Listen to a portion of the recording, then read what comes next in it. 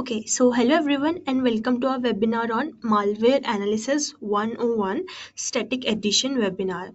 I'm Nandini Bharadwaj, the operating officer at CWL and your host for today's session.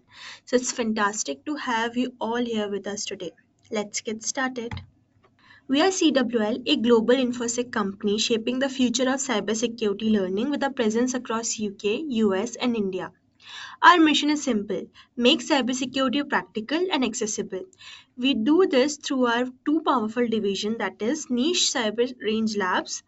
This includes real world hands on cyber exercises. And number second is Infinity Learning Platform. It's a continuous learning hub built for modern cyber pros. Additionally, CWL also provide customized on-site trainings for organization and accept bulk order for corporate upscaling. For any inquiries or for more details, feel free to reach out us at support@cyberwarfare.live. Okay, so let's move on to next slide. So let me introduce to our speaker of today's webinar, that is Abhijit Kumar. He is a security researcher with an expertise in red team operations, network security, cloud infrastructure, and Linux system.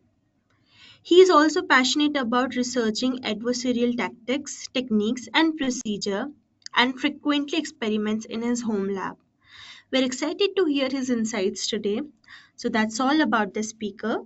And dear participants, as promised, we're excited to share that you will receive your attendance certificate within 48 hours along with video recordings of the webinar. So thank you for being part of this webinar and we look forward for your continuous participation. And without further ado, I would like Abhijit to take over and let's get started. And before beginning, I have a sore throat, so do apologize for the occasional coughs that might escape. So let's begin.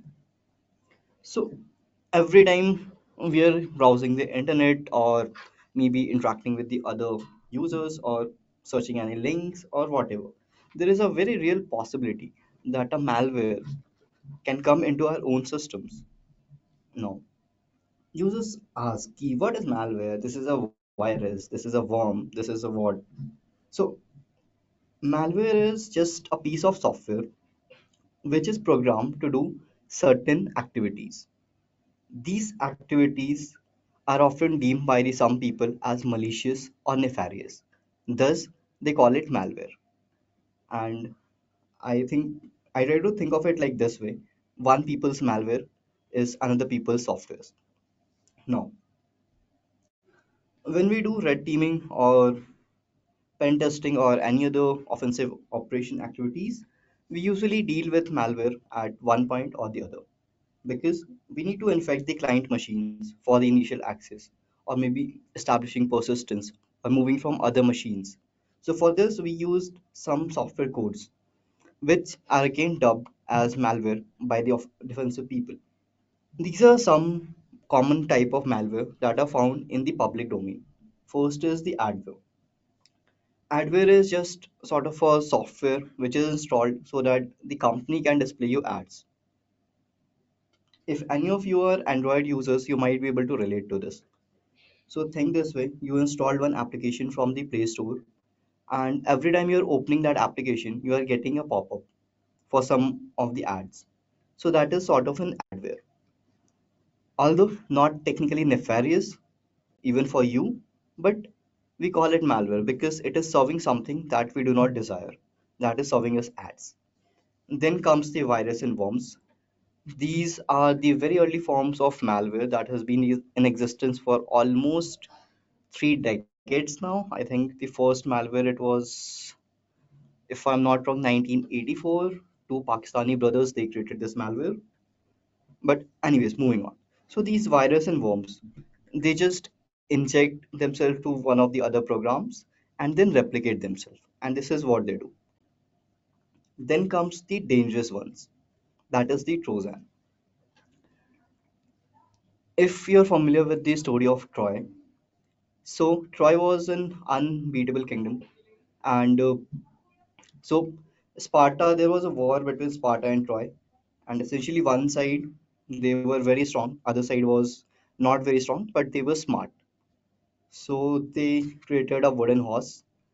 They call it a gift, send it to the other party, other kingdom, and they accepted the gift. They took it inside their walls, and inside that gift, which was a massive horse, massive wooden horse, there were soldiers hiding inside, and essentially they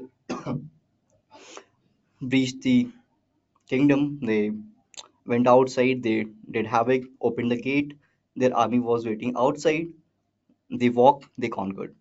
And this is what Trojan does. So if any of you are in the habit of installing cracked softwares, be very careful because this is how Trojans got into the system. For example, I see there is a very popular web application security tool that is available in three editions, and that tool cost a lot if we are talking about the professional version.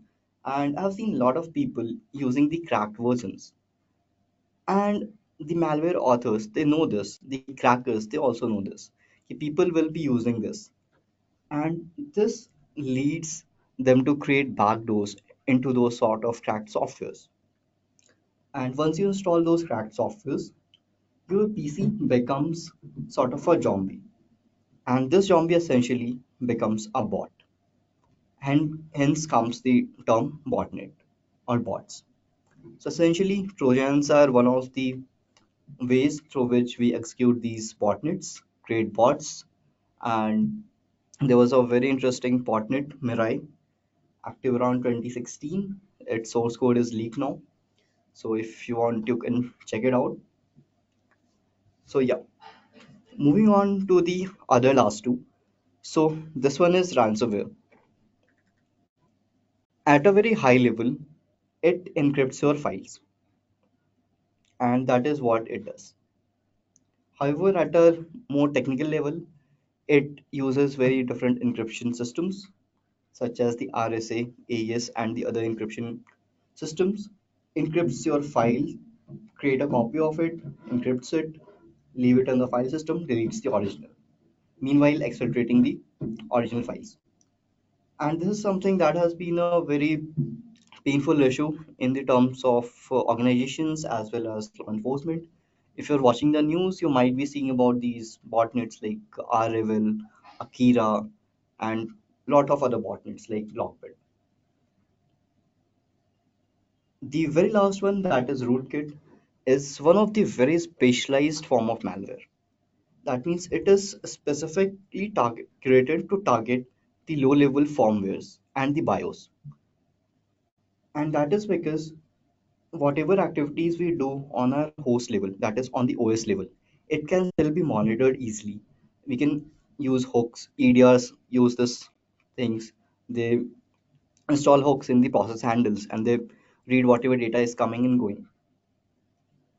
However, these rootkits and its cousin bootkit, they essentially go into the BIOS, NVR, or into the firmwares.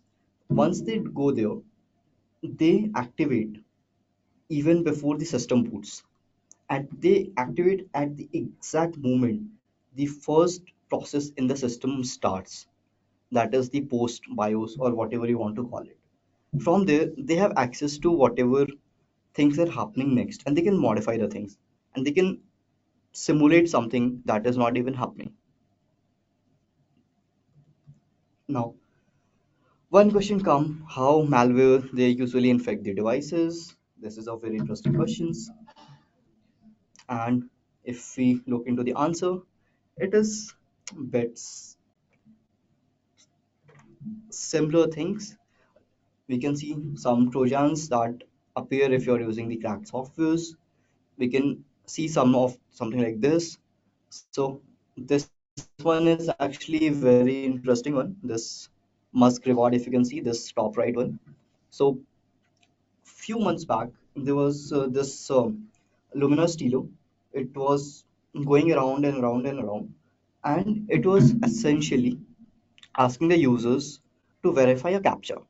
However, in truth, it was not captcha. It was just sort of a PowerShell script, or in case of Linux system, it was a shell script, and you had to execute it. So essentially, if you do this Control R, it will open your run dialog. If you copy the verification text, it is already copied actually once you click this, and once you do Control V, it will paste it. If you press OK, it will execute. In most cases, it was a PowerShell loader. And I was actually analyzing this, and I got till the stage 3, and it was becoming very difficult to do that, but it was a really interesting piece of malware.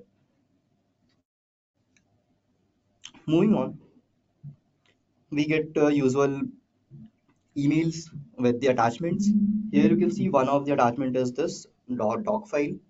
So essentially, there are a couple infection variants. So it can be a legitimate doc file with macros. So macros are pieces of code which execute once a specific condition is met during the life cycle of a Word document, such as the Excel, such as the Word, PowerPoint, or any of the other Word documents. So this macros, they were actually designed to automate certain things. For example, if you are dealing with a very large financial Excel sheet, it could be like you are arranging something, you are calculating something, performing certain operations, and these macros were created for those purposes. However, threat actors or even we red teamers are guilty of using it for our own purposes, and then came this macro malwares. So there are two potential vectors, and right now you can see this has a word icon here at the very bottom left, and this word icon means that this is a word file. However, it can also be an executable file, and we'll see this how in later demo. So that was for this, and then we get the links. So this is actually a very clever phishing email where you are getting alert for the unusual sign in activity, and with this activity you have a malicious link in this review recent activity button, and once you click that, something will happen. You might be asked to download something, might be asked to verify something, update your antivirus software, or perform any of the other operations. So this is it for the infection vectors. Now comes the question, how do we know कि it is a legitimate software or a malware? I mean, I used to wonder this thing for a very long time. Like when I was a kid, um, I used to dabble in piracy, mostly in the pirated games, because I could not afford the legitimate games because they used to be in like $100 and this dollar, and it was very difficult. So I used to do that, and I still have one hard disk full of viruses and malwares that I plan to analyze fully someday. But so I used to download these pirate games, and then something used to happen. For example, the once I boot the system, a PowerShell prompt opens and closes rapidly, or the system is becoming unusually slow, or in the startup application there are a lot of scheduled tasks which I do not even remember creating, and these things. So to analyze or to know whether the piece of software we have is a legitimate or a malware, we can use something that is known as malware analysis. This malware analysis is a process through which we dissect a piece of software, analyze the components, and see the functionalities. Once we do that, we get some idea about the legitimacy of the software. Once we dive deep enough, we can, with a reasonable confidence, we can proclaim that yes, this is a malware or this is a legitimate software. So at this point, I'm just taking a 2 minutes break, and if there are any questions, I'll be happy to answer. Okay, back. Let's begin. And no questions there. So when it comes to analyzing a piece of software for its legitimacy, like whether it is a legitimate software or a malware, we use certain processes, methodologies, or stages, whatever you want to call it. The very first of these is the static properties analysis, or simply put, static analysis. In this phase, we analyze the metadata of the particular software. And when we say metadata, it means analyzing the software without actually executing it. That means whatever we are getting, it is from a static addition. We are not doing any execution of that particular software. And once we do that, Then it becomes the interactive behavioral analysis or the dynamic analysis. In this dynamic analysis, we actually execute the piece of malware, and from there we can analyze the behaviors. To simply put a difference between the static and dynamic, or static and interactive, so in the static we can analyze the particular software for its source codes, control flows, metadata, some of the strings, and the other information. However, one thing we cannot analyze fully is how this malware behaves when it is executed. And that is something a bit challenging to do with only the static analysis. When it comes to dynamic analysis, once we run it, we can analyze all of the behaviors. We can see which files it is writing, whether it is querying the registry, whether it is doing some of the other operations, whether it is deleting itself, whether it is making network connections.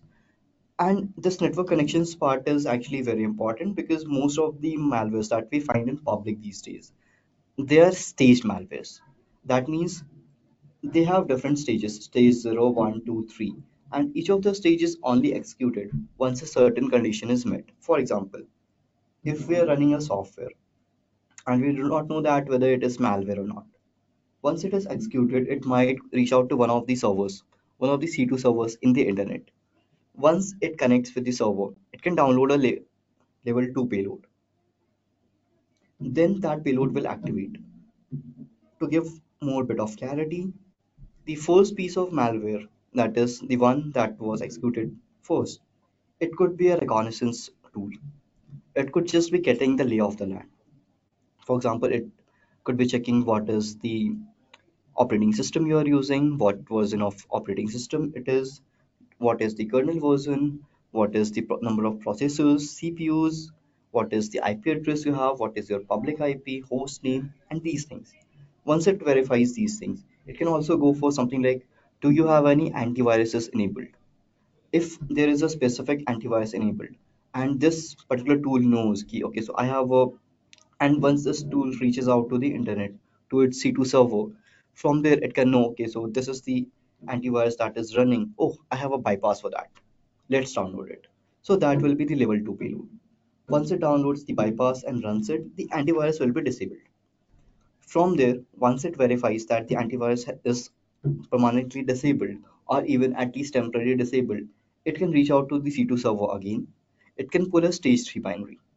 Now that binary will be performing certain other operations. For example, in case of ransomware, it will be encrypting all of the files and then leaving a ransom note. Then comes the fully automated analysis, that is the third one. It is just sort of the interactive analysis in a sandbox environment. This environment is usually provided by the vendors such as the AnyRun, Hybrid Analysis, Virus Total, and the others. Then comes the manual code reversing. Technically, I consider it a part of static analysis because in the static analysis, we have one advanced section where we actually reverse engineer the software. And from there, we'll dive into the assembly code and we see how it is actually created and how it is actually structured. And from there, we go back to reversing it, figuring out what this function is doing, what this control flow is doing, why it is jumping there, what happens if it jumps there, and these sort of things. Coming to some of the tools for the malware analysis, we have the disassemblers, decompilers, debuggers, hex editors, metadata viewers, and monitors. First is the disassemblers. Disassembler is a software tool that converts machine code into a more human readable format called assembly language. What it simply means is whenever we are compiling a source software code, doesn't matter which language we are using. If it is C, that is well and good. Once we compile a code with C in a C language, what happens is a software that is known as assembler, it takes the code, converts it into the assembly language, which is linked, and there are a lot of steps that go into it. At a very high level, we once we compile a code and we if we try to visit, we see some strange symbols. That is because of that, because those symbols are meant for the computer to read and not us. And this disassembler, it actually takes a piece of software and converts it back into the assembly language, at a high level assembly language from where we can actually see that okay, so this is the particular software and this is the control flow. So if you check in this screenshot, you can see we have some of these things that are starting with the 140. We'll ignore these for the time being. Then we have some hex values. We'll ignore these for the time being as well. And these, this line, this push MOV sub, and this RBP, RSP. This is something that is of interest in case of disassemblers because this is the assembly language. Here we can see this is RBP. This is a register. Again, this RSP, it is also a register. And we can see push. It means it is pushing something to the top of the stack or the bottom of the stack. Something like this at a very high level. Then we can see something move. So that means it is moving whatever is in the RSP into the RBP, then subtract. And this is how the assembly language works. And we have for each of the operands, these are the operands, this RBP, RSP, these are the operands, and we have an operator like this.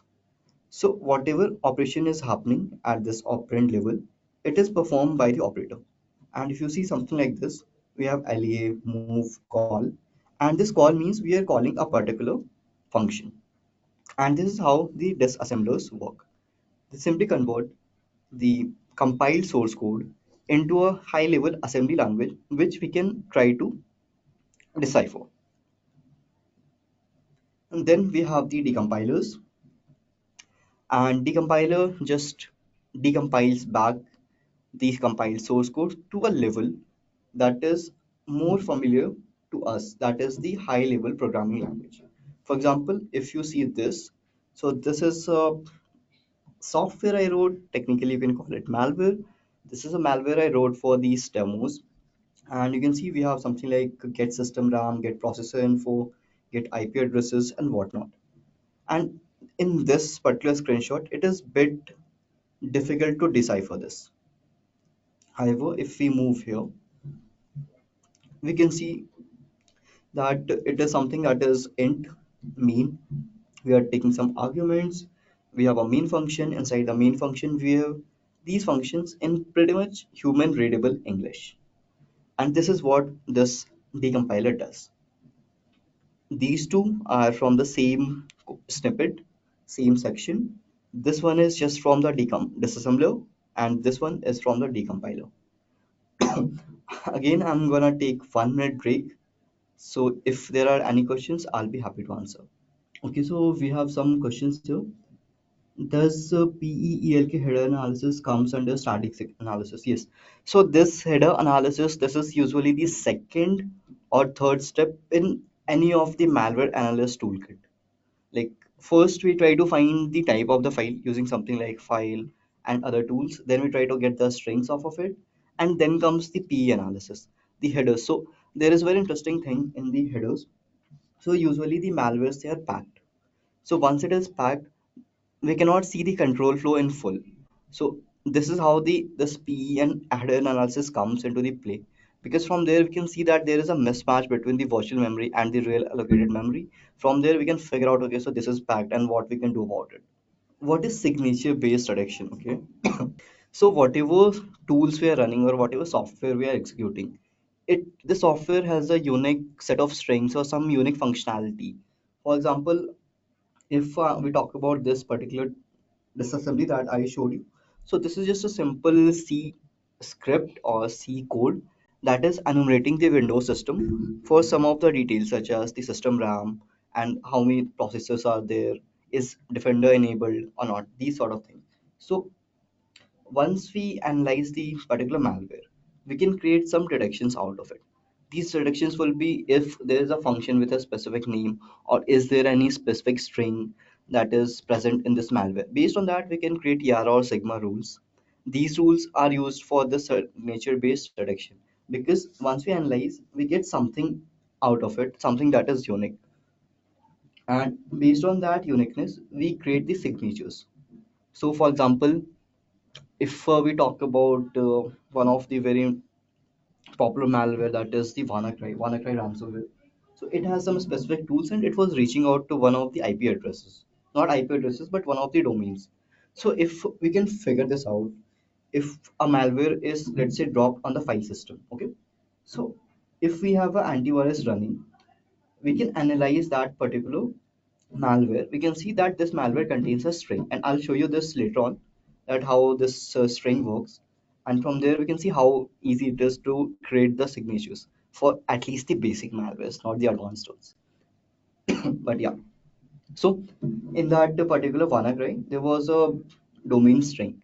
So if we can find similar strings, then our antivirus software can query its signature library, see that this particular software is WannaCry because it has this particular string in the sample, in its strings, in its data section.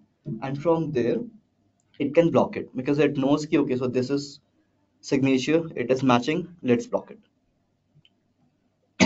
Yeah, my screen is not visible. I do. Yeah, no, no, I'm not sharing. I was just taking a break because I'm having a sore throat, so I have to take bit pauses. Otherwise, I'll be getting a lot of coughs. What is the program doing? Can you explain the disassemble part once again? Okay, yeah, sure. I'll explain that. There is nothing shared. Is malware is back? Can you still disassemble and check the execution flow? This is a very tough question to answer because if malware is packed, it's the packed section. It only comes available during runtime. So yes, it is still sort of possible to analyze it using dynamic analysis, but very difficult to do with the static analysis until we can unpack it. Because if it is packed, the control flow and everything is hidden. It is just so like. If you're aware with the PE format, so it will just be compressed. And if it is compressed, we cannot see what is going on until we analyze certain techniques or unpack it and then analyze. So it is very difficult. And also, I'm not a malware analyst by trade. It is just something I really love doing because it helps me with my offensive stuff. So yeah. And strings and signatures aren't the same thing. No. So you can say something like this, that strings can be used to create signatures, but signatures cannot be used to create strings because strings are already there. So we can use strings to create certain signatures. As I told you, this WannaCry, it had certain strings. If we can find those strings and create a Yara rule, then our antivirus software can use Yara engine to check all of the files that are getting dropped. Once it finds key, okay, this file has been dropped and it has this string, it can block it. So it's like that. Okay, Sigma rules are for CM and Yara rules are for EDR. I'm not aware of this particular terminologies. Also, I have not used Sigma rules. I have mostly written Yara rules, so not the best person to ask this question. Is there a specific protocol that we need to follow to simplify the working of the malware? I use Gitra. Sorry. I use Gitra in which I had a hard time to reverse engineer the payload. Man, you have asked me so tough question on a public forum.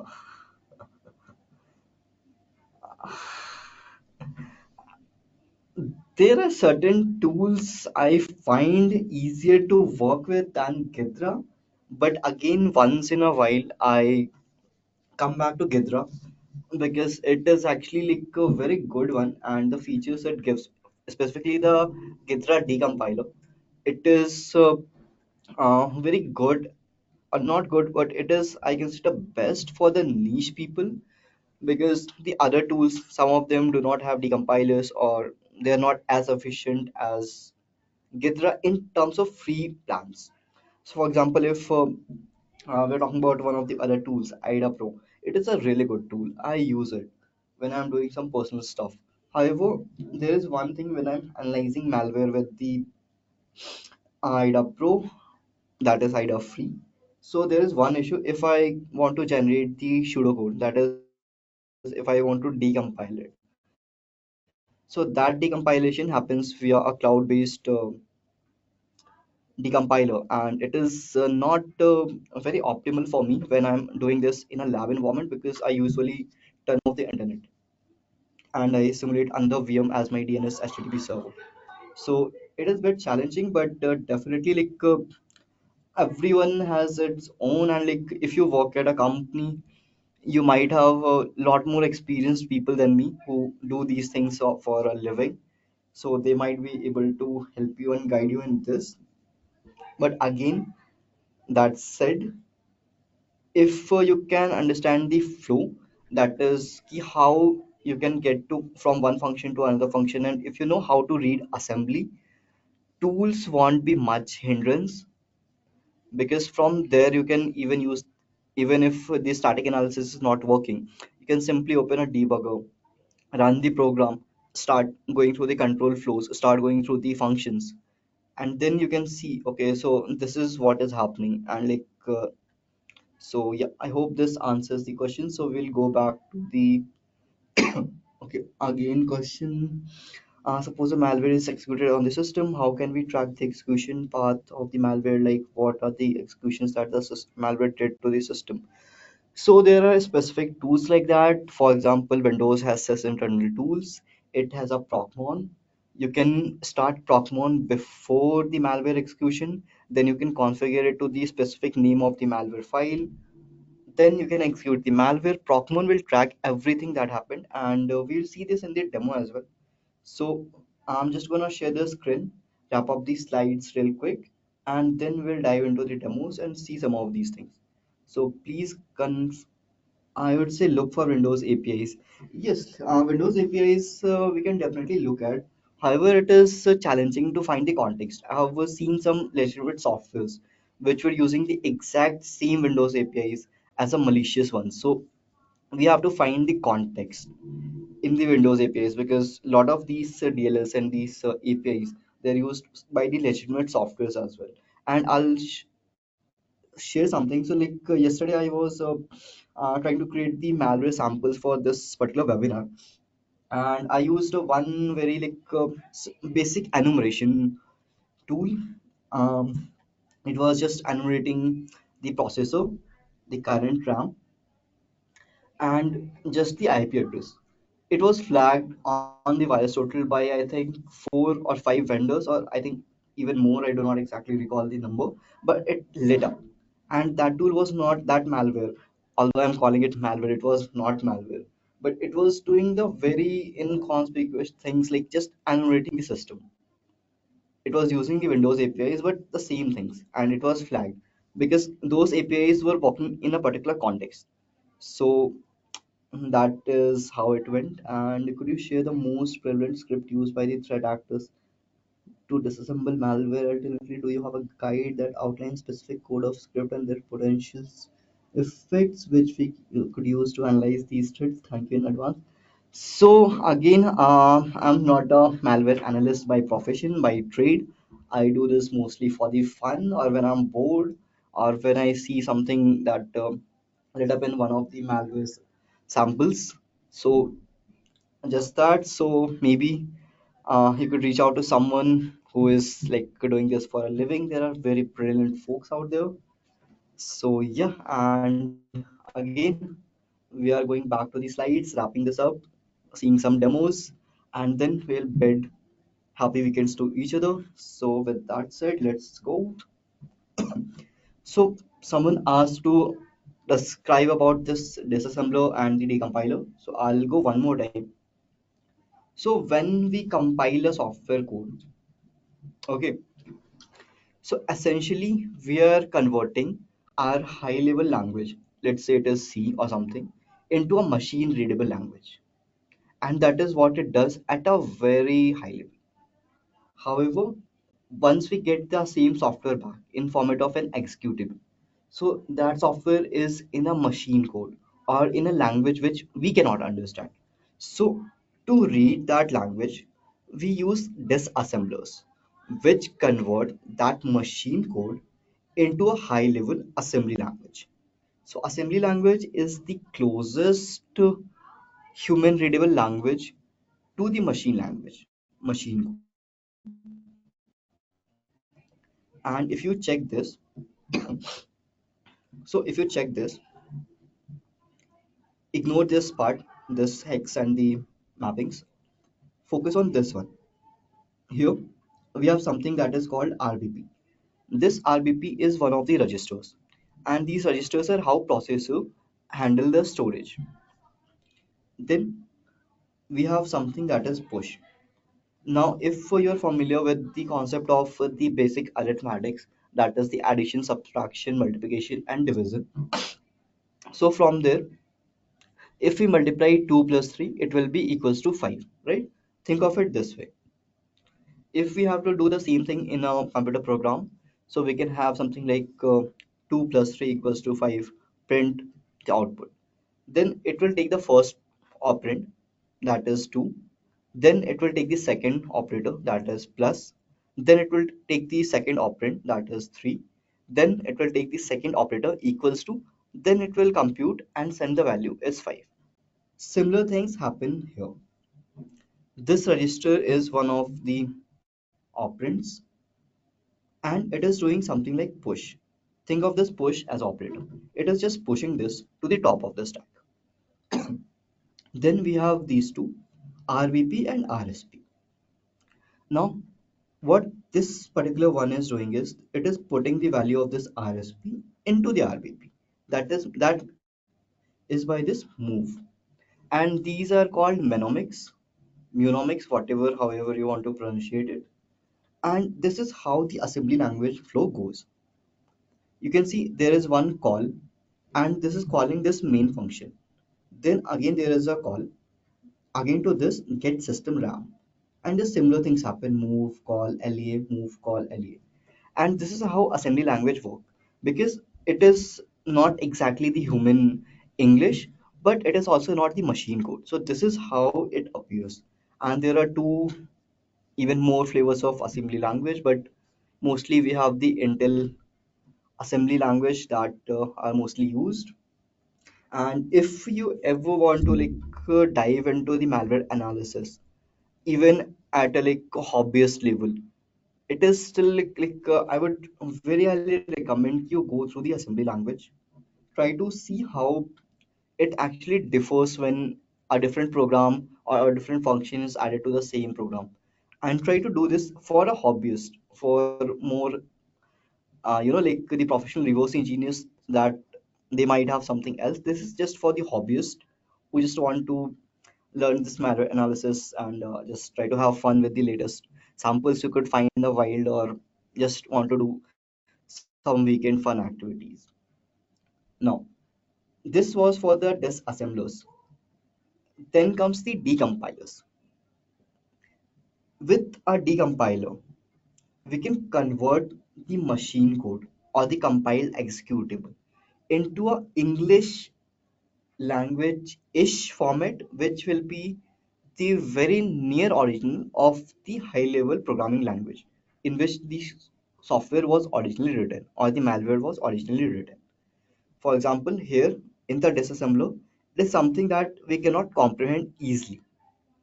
However, this is something which we can comprehend easily because it is near English language, near the language in which we actually write the code. I hope that is clear. So, for the disassemblers, we have the IDA Pro, we have Kitra, we have Binary Ninja, and we have the Cutter. Then for the decompilers, we have the IDA decompiler, Kitra decompiler, and Binary Ninja decompiler. Then comes the debugger. For this debugger, I'll just go back to this one. So here we discuss the topic of the static analysis and the dynamic analysis. Okay. In the static, we mentioned that this is only just going through the control flows and just going through the source code, and we are not running the program. And this dynamic was we are running the program. So this dynamic is where the debuggers come into the play. Okay. So with the help of a debugger, we can analyze a malware's behavior during runtime. For example, if there is a malware and it is writing some files, as someone asked previously, if this malware is doing something and it is writing something to the disk or the registry, how would we know what it is doing, right? So for these purposes, we can use a debugger Then we can set certain breakpoints on certain functions, and then we can analyze what is happening once these breakpoints are reached, or what happens before the breakpoint, and what is happening in the stack or heap at a given time once this program is getting executed. And we can do it step by step. And by step, we mean each line of code we can step through or step into. And from there, we can see, okay, so if we go into this piece of code, if this piece of code is getting executed, this is what is happening with the registers. This is what is happening in the stack, in the heap. And this is what these are the some of the callbacks that are happening to the kernel. These are some of the APIs that are getting hooked or whatnot. So this is the advantage of the debuggers, and these are used for the dynamic analysis. These two, the disassemblers and the decompilers, they are used in the static analysis. This debuggers, they are used in the dynamic analysis. Some of the most popularly used or commonly used debuggers, at least the publicly available free ones, are the WinDebug, that is Windows native debugger. Then we have the x64, x32 debugger, and then we have the DNSpy-EX, which is mostly for .NET. And because .NET is a different language, so it is bit challenging to decompile it with the other tools or even debug it. So there is a specific debugger for that, that is DNSpy-EX. Then there are hex editors, and hex editor is a sort of a program which allows us to see the hexadecimal representation of a particular software. From there, we can analyze various things, such as we can see the magic bytes, and these magic bytes are some of the, you can call it the identification of a particular piece of program. This piece of program can be anything. It can be a Word document, it can be a executable, it can be a text file or whatnot. And this magic byte, they actually indicate that this particular thing is of this particular class. For example, the portable executable for Windows, the magic bytes are 4D5A, that is MZ, that is the name of the guy who created the portable executable format. Some of the tools for this hexadecimal viewing or hexadit is the HXT, hexadit, and WinX. Then for the malware analysis lab, now we have heard and we have listened to all of these things. Ki this is disassembler, this is the compiler, blah blah blah. However, where to use it? Then comes, for this we need a specific lab setup. And even if you are the hobbyist, personally I would recommend to not do it on your main system. If you want to do this, I would recommend purchase a separate laptop. It doesn't needs to be the new one. You can even build a PC or get something that is refurbished or from something like OLX or some of the other marketplaces. But do not do on your own personal system where you do your day-to-day work. That is because even though the malwares are executed in a sandbox environment, and if you're not familiar with the sandbox environment, it is an isolated environment where we execute the malware without access to certain amenities such as the internet or GPUs or the other things where it can execute its code and escape out of the particular environment. So although hypervisor is something that we use to create these sandbox environment, and it is very rare for the hypervisor bypass bugs, but still they do happen. And once they do occur, so it's total chaos. And I mean, if you know about the Pontoon or these similar Tianfu Cup and these things, so these hypervisor bypasses, they have made many appearances there. And so still there are things. So please do not do this on your own personal main system. Get a second system. Then once you do that, you have a few options of how you can approach this. So first option is you can install everything on your bare metal system, and that is not recommended. And if you do that, if you execute the malware, there is no going back. You have to again encrypt your hard disk, reformat it, and if it is a bootkit or rootkit that we discussed previously, so it is gonna be very challenging to clean it off. So the second option is you can use a hypervisor. So one of the most popular hypervisors right now are the VMware Workstation and the VirtualBox. You can use any of those. And once you install a hypervisor on top of your operating system, you can install two VMs or two virtual machines. First is the Flare VM. This Flare VM is by the Mandiant. Mandiant is like right now Google Mandiant's Flare team, and right now they're part of the Google Cloud. So they created this VM with all of the specialized tools that are required during the analysis of the malware. And it can be used to analyze Linux malwares, Windows malwares, .NET malwares, or a lot of different types of malwares. Even the macros that we discussed previously, that about the docs. Ki, there's a doc file. It has some macros which were originally intended for the automation users, but they were tweaked by the threat actors and the red teamers and made to do like malicious things. So this first one is the Flare VM. It is a Windows-based virtual machine. So essentially, if you go to these links, so these slides will be available later on, and you can also search the name in the Google, and you will see. And for this, if I believe the link is https colon // github.com/mandiant /flare tac VM, if I remember correctly.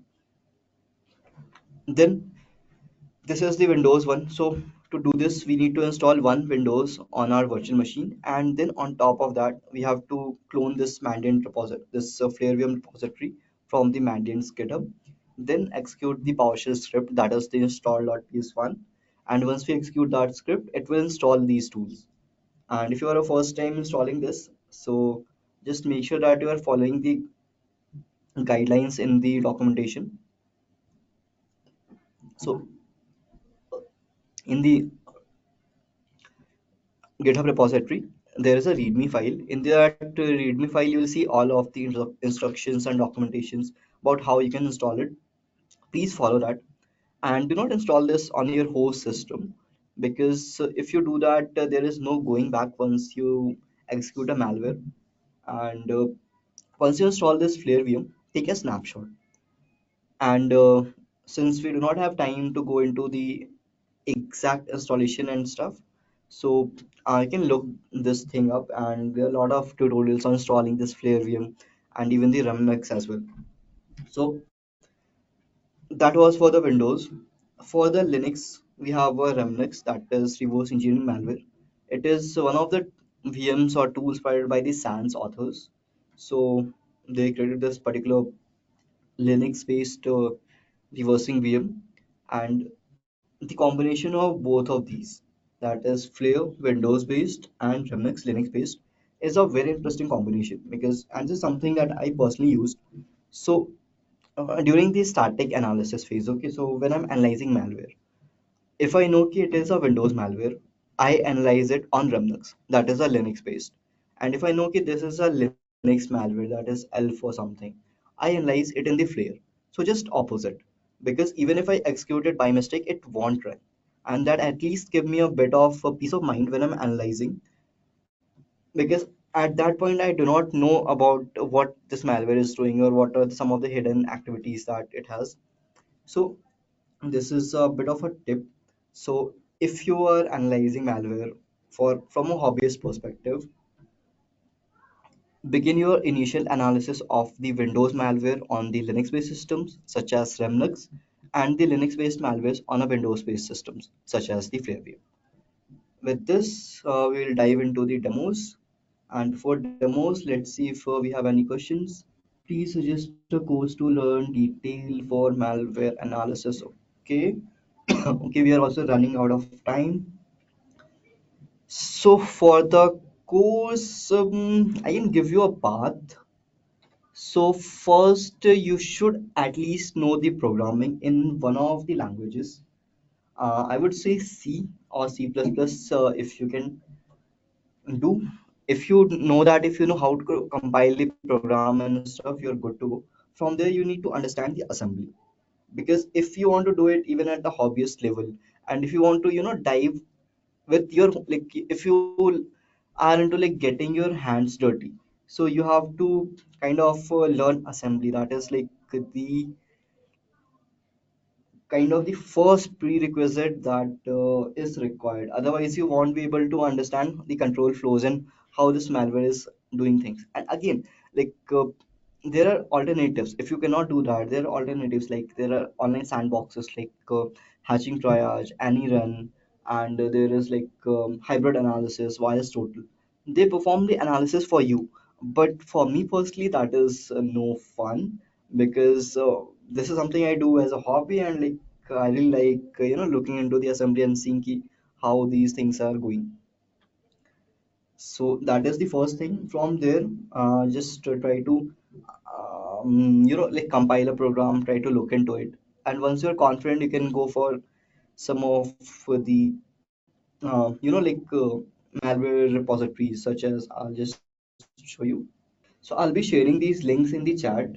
Although that said, please be very careful when you are downloading any malware from that,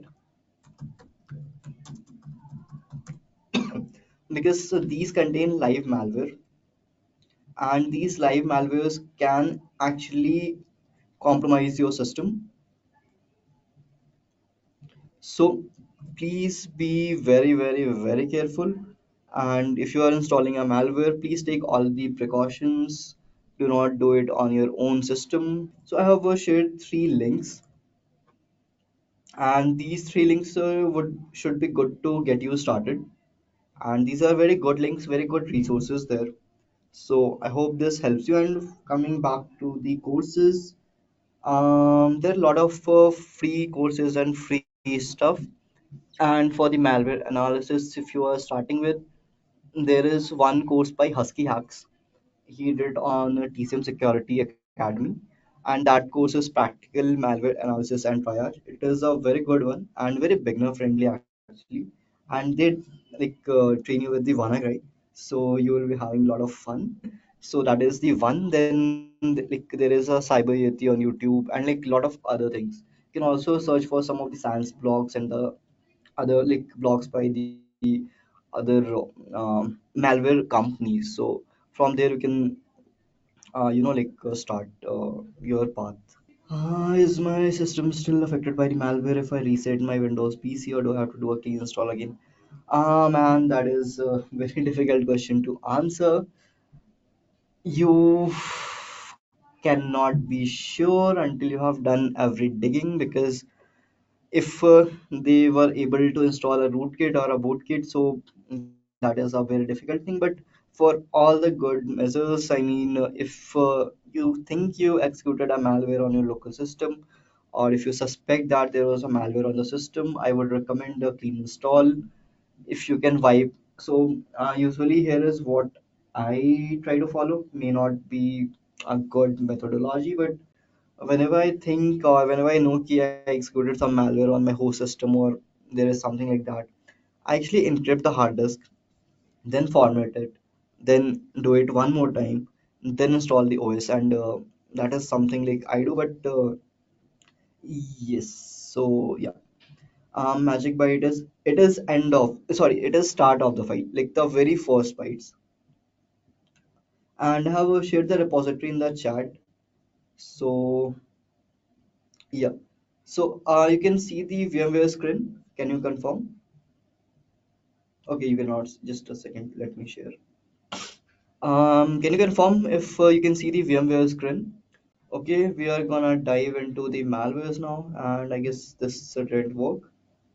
So I'll just close this. So I'll show you this for a side-by-side comparison. So this is a malicious code in C.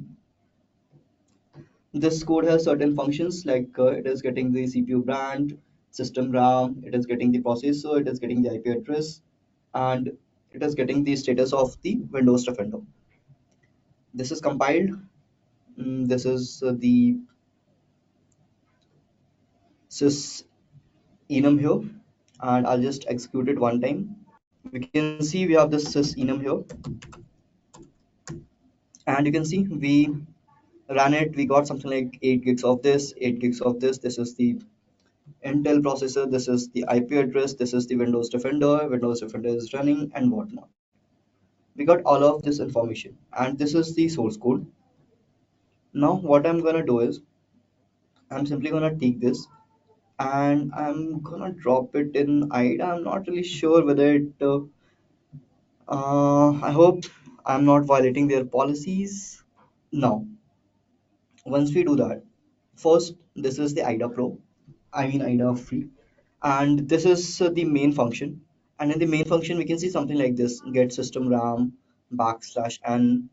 This you can see this is getting repeated because this is the same value. This is backslash n. Then we have this get system RAM. It is making a call to this function, then again to this function, this function, this function. If we decompile this, and this is a cloud-based decompiler, so we can see we reached this one main get system RAM and this.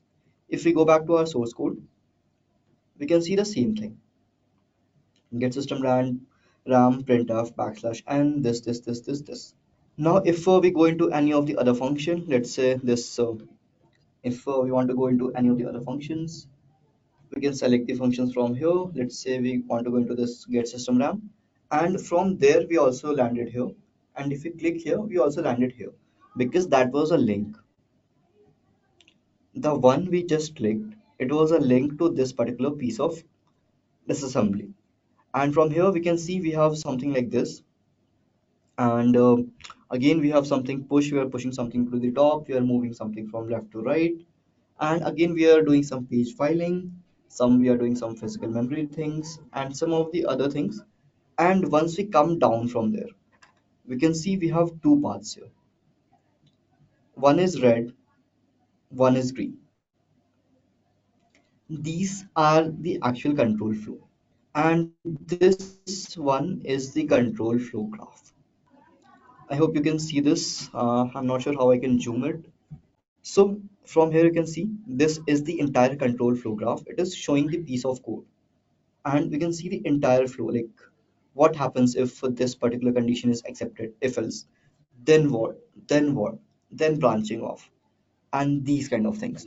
So this is what happens when we do this in a disassembler or in a static analysis. We have to look into these things, and from there we have to figure out exactly what is happening and how we can do what. Now, going back, so let's open this in a hex editor. Now, someone was asking the question, ki this magic bytes, are they in the top or the bottom? So they are at the very top. You can see this 4D5A. This is for the MZ, and this is the MZ. It means that this is a portable executable format for the Windows. And also one giveaway is this one. This program cannot be run in the DOS mode, and this will be available in almost all of the Windows portable executables. And this is the hex editor. We can see some of the hex formats, and if we are lucky, we can see some of the plain strings such like this. And these are mostly the stack strings about the compiler and some of the flags and some of the metadata about the compilation and some of the functions. And this is the data sections, the header sections. And then we have some of the sort of the API calls or some of the other calls that we are making, like this virtual protect and some of the others. And we'll look into this in a bit. So whenever I start my analysis, I usually try to do it using something like file or strings, and I'll show you why. Here we can see we have these formats, and in this one we have this sysenum.exe. There is a one very good tool, that is this floss. And okay, I think I already did this desktop sysenum.floss. I'll simply show you this, and till then I'll share something else. So let me do kappa, and this is for a different executable. I was planning to show this, but I guess I do not have enough time right now, so I'll just show you for this as well. So going back, if you check something like this, if you run floss, it will print these strings. And you can see the strings, they look like this. Someone was asking about the signatures. So most of these strings will be like this, two characters, three characters. However, some of these strings will be like this. You can see this. And this is a command this software or this malware is using to enumerate for the Windows Defender. And it is using WMI, just querying this particular namespace and checking for the antivirus products that are enabled or that are present. So if we can get something like these sort of strings or something like this key failed to allocate memory, need to call this. And if you check the source code, and this is for the get adapters info, and yeah, here. So for this, you can see this is the WinDefend. That is, we are getting the status of the Windows Defender, and we have this particular command here, this PowerShell, and this whole thing. And this is a static string. And in this one, this floss, it also gave us the same string. And floss is the same thing. There's also one another command that is the strings. I personally like floss a bit better because it actually gives output in a format that I like to use.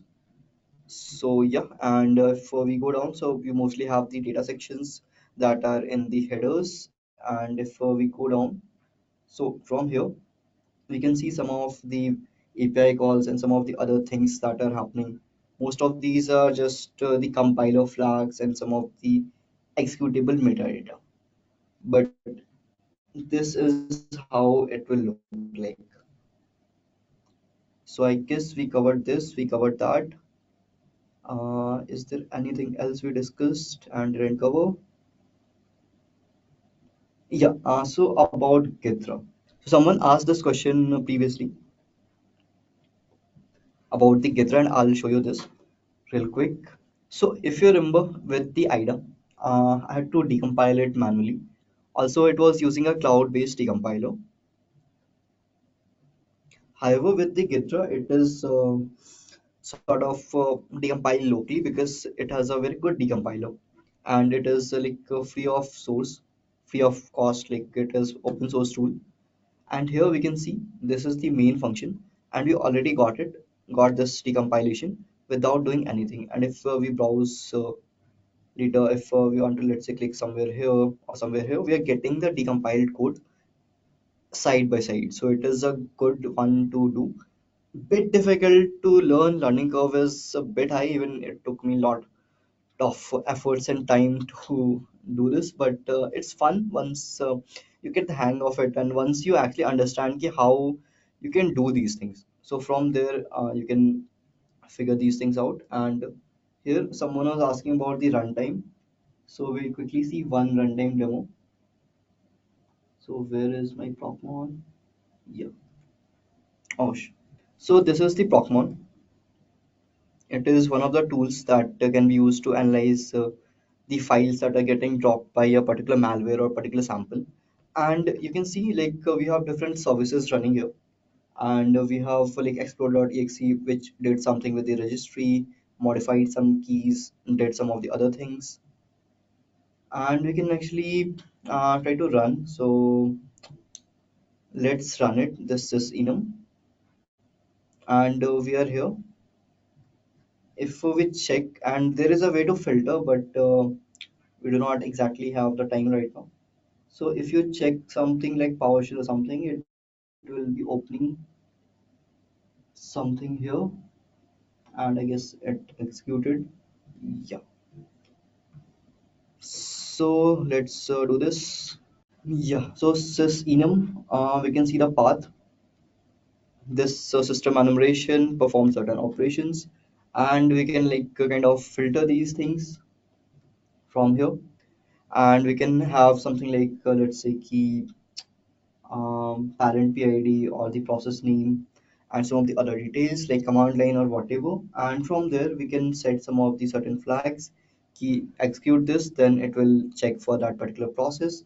It will check if that particular process is available, and from there, it will try to look for this particular process. And once we execute that, it will show key, okay, so these things happen and this file was modified or this registry key was modified. And here we can also see the sysenum process. It did these things. First, it started, it created a thread then it loaded something, then it loaded the anti-DLL, then performed certain other things, open registry keys and created some files and whatnot. So I guess this is it for the demos. So we are already over the time. So we will be ending this.